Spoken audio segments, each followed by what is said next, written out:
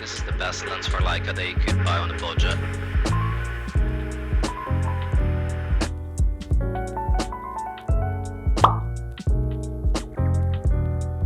But wait, if you're the type of person that loves a bokeh, this lens is not for you.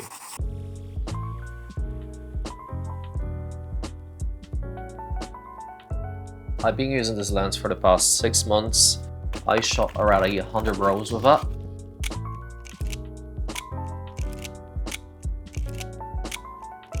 Okay, just a little disclaimer. I haven't been paid to say those things about this lens, so no brand contacted me and told me to make that video. I'm doing this just out of my heart, just because I really like this tiny lens. The lens and the hood are made of brass. Even the lens cap is made of brass.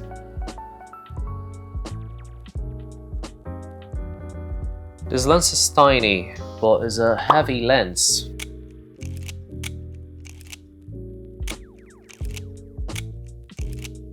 Some people say that this lens is not sharp enough, but I think for me, this is more than enough. Of course, the corner is gonna be a little bit soft, but the lens tends to work better if you are in between 5.6 and f11.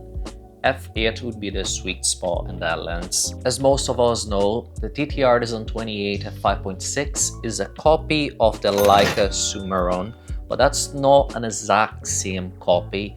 This is a little bit different than the Summron. The lens is a little bit larger, it's literally like a few millimeters, and this has 7 elements.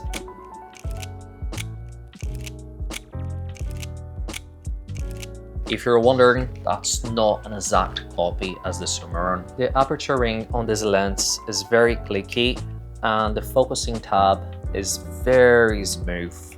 And you also have a lock at infinity. I really like this lock because you don't really feel it when you're moving your focusing tab. It's very easy to unlock. I have some other lenses that are vintage and they have the infinity lock, and when you try to unlock, it's a little bit of a harder than this one. This one is really soft. Also, because the vintage lens, the contrast is not the highest one, but again, it's something that I don't mind at all.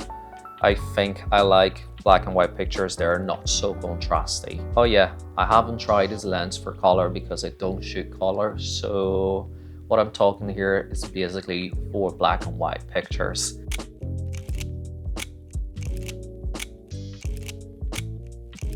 Another thing that's gonna happen with this lens a lot, you're gonna vignette a lot. So if you don't like vignetting, this lens probably is not for you. For me, I think it gives the lens a little bit of character, so I like a little bit of vignetting. The vignetting is really strong at 5.6, but as soon as you go to 5.8, it's a little bit lower, but it's still gonna be there, you know, it's visible. I like how it looks.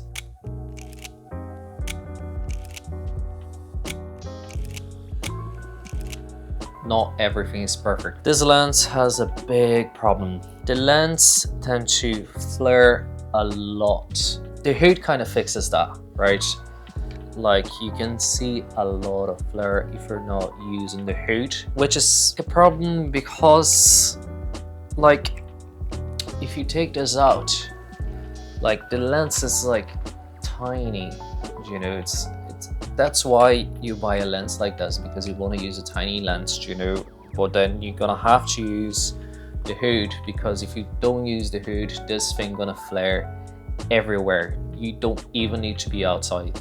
Like I was making some tests with my Sony A7C, I put an adapter on it, and even inside of my house with my normal light, this thing was flaring.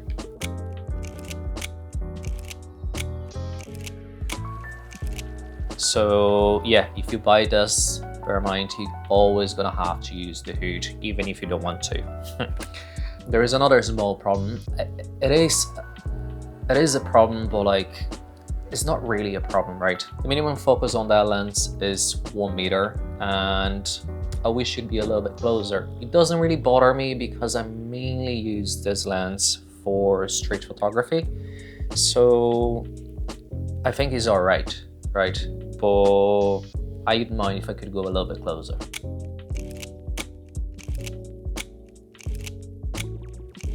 But besides of this, I love that lens. So for who do I think this lens is made for? I think this lens is made for street photographers.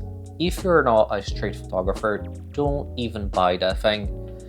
The aperture is not ideal for other type of photographs. Okay, you can do a little bit of travel photography, but mainly this lens is made for street photographers. I don't think this is for like the general users, you know, because they're gonna want to get a little bit closer. They probably gonna want something that is super sharp. For a street photographer, this lens is for you.